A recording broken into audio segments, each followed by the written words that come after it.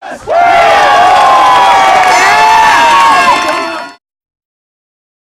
Alex Nisnak, quarterback for the Ithaca Yellow Jackets, and you're watching Gratiot County's Gridiron Gurus Plus.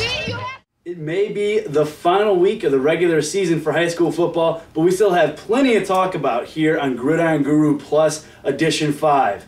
I'm Dave Boucher, staff writer, joined by my fellow staff writer, Curtis Wildfong, and our publisher, Tom McDonald. Last week, we all went 5-1. We all didn't call the upset victory for Fulton over Saranac, but we're looking to do a little bit better this week, so let's get started right away with some Yellow Jacket action. In the first game this week, we have Ithaca hosting a 1-7 Shepherd team. Ithaca 8-0, sitting on top of the D6 rankings. Last week we expected a good game out of Merrill, but that didn't really happen. Ithaca got up early. Shepherd this week, tough team. Is it going to be another cruising victory for Ithaca this week? I told you last week, it wasn't going to be close. It's not going to be close this week either. Unbelievable that Shepherd is down, like the second year in a row. They always played Ithaca tough, but I don't know what's going on at Shepherd, and I don't care as long as we take them by 4 touchdowns. And my prediction is Ithaca by 4 this week. I think you're being very modest with 4 touchdowns, frankly, because Shepherd is giving up 31 points a game. Ithaca hasn't scored less than 42 points a game all season. You know, Shepherd, 7 losses this year. Ithaca has 7 losses in their combined last 3 seasons. It's going to be nasty. Shepherd's already looking forward to basketball season with this game. I have Ithaca winning 68-7. Yeah, I have 56-7. Ithaca's outscored their opponents this year 454-72. That's pure dominance in all games. And I know kind of with me it's kind of beating the same drum here, but their defense, 28 takeaways so far this season. Talked to Coach Hesbrook after the game last week, and that was basically how they got up to the start. 4 of their first 5 possessions, they were starting in Merrill territory. They scored on all 4 of those possessions.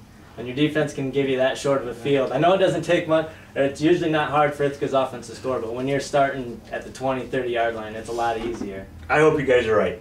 I hope it's 5, 6, 7 touchdowns. But I know that Shepherd always plays Ithaca tough. No matter how bad they are, it should be a decent game, but it'll be a win for Ithaca. 56-7. 9-0. All right, well, let's move on now to a game that should be a little bit closer. We have the 2-6 St. Louis Sharks traveling to face the 3-5 Mustangs of Montebello. You know, St. Louis is coming off a huge homecoming win last week. They put up 54 points against Valley Lutheran. But this Montebello team isn't anybody to mess around with. It could be a really close game. No, yeah, and Montebello's coming off 3 straight victories. They started 0-5, won 3 since then, but looking at it, I think that's maybe a little bit more of a scheduling thing than getting on a streak here. The teams that they've beat in those 3 wins have a combined record of 8-16. So, I mean, some down teams there, but then again, they got a running back who went 262 last week, and that kind of worries me because St. Louis can give up some rushing yards, but I think St. Louis is going to pull this one off. You know, last week I said, the St. Louis game was probably a boring game to watch. Who cares? This week I think, St. Louis is going to take Montebello. I think they'll take them by 2 touchdowns. Like you said, Montebello they've been down. Their opponents that they've beaten aren't very good. St. Louis gets 3 wins this year. They look forward to basketball season, but they'll look forward to next year's football season coming out with a victory the last game. Exactly. Right after the game last week, Coach Reed was standing on the field, told his players, this is the most comfortable I've felt all season long with you guys. They're going to lean heavily on Eddie Tucker like they always do. Last week they had him running the ball. He also came up with 3 sacks, and he played the last 6 minutes as an offensive guard. This kid does everything for this team, and they're going to need him to have a huge performance against Montebello. But I have St. Louis taking the game 34-28. Yeah, and I think moving Cody Thrush back to the quarterback position gives them a lot more athleticism out of that position. I know last week they went over 500 total yards of rushing on the ground. St. Louis did, and having him there is going to help them out a lot. I think they win 35-21. Then we go to Alma. They're traveling over to Howard City to play Tri-County. I know this is where I'm kind of the outlier on what you guys picked and what the Guru picked this week, but Tri-County, they're in a tough division over there. Alma's in a tough division over here. On paper, they may not be similar teams, but they're similar, I think, in quality. So what do you guys think? Alma by 3 touchdowns. Alma really disappointed me early on in the season, but they come back on. I know Ithaca played Tri-County last year. Not much of a contest. Alma takes it by 3 touchdowns. Now, I know I can see where Curtis is coming from. Tri-County has played some tough opponents.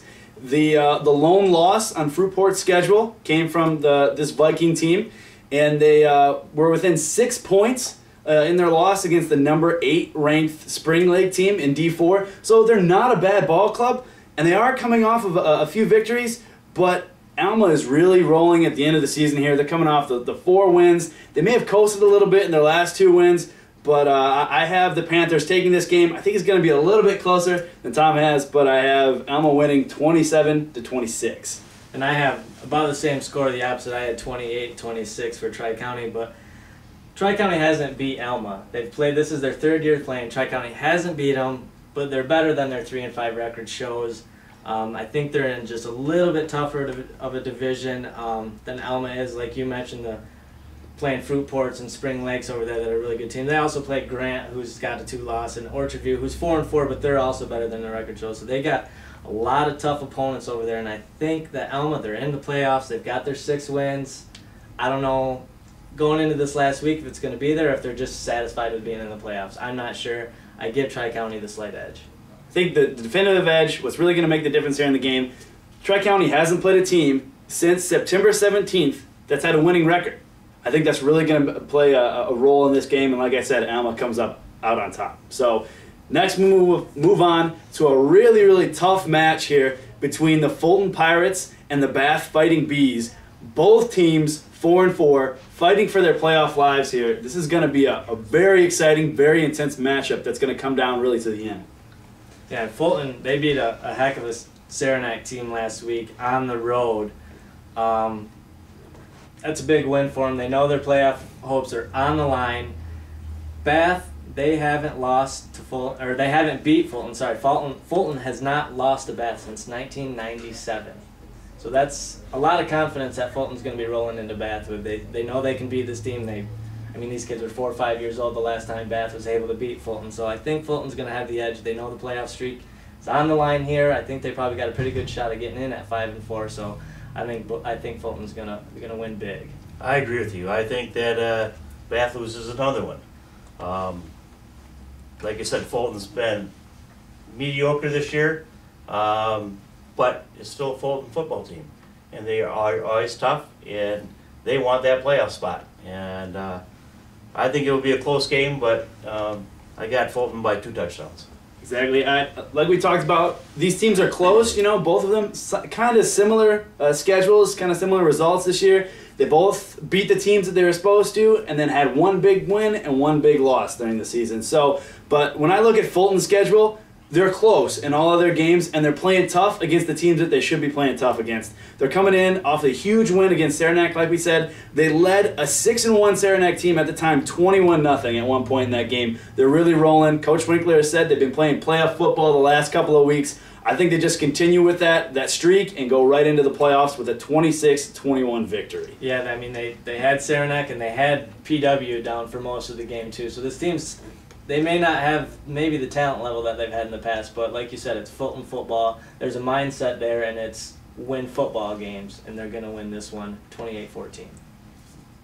All right, now we're going to advance into this segment, the game of the week. It's going to be a huge week for the county. We have Breckenridge at 4-4 playing host to a 7-1 Ashley Bears team. So to give us a little insight into the matchup and to help us out, we brought in Gratiot County Sheriff Rick Barassi. Thanks for joining us today, Mr. Barassi. Thank you for the invite. So just let's get started right away. What do you think is going to be the difference or sort of the edge in this game? Well, again, it's the battle of the East Siders in Gratiot County. One of the things that we've got going is that I do believe that Breckenridge has an outside chance to get into the playoffs, being at 4-4. The incentive for Ashley is momentum going into the playoffs, which you're already assured a position of that. And so I think it's going to be a very close match, and it is going to be held in Breckenridge. Mm-hmm. So do you feel that the Bears are going to be able to move into the playoffs with this victory, or do you think Breckenridge comes through with the big win? being an Ashley grad of 64, Ashley 22, Breckenridge 18. Okay.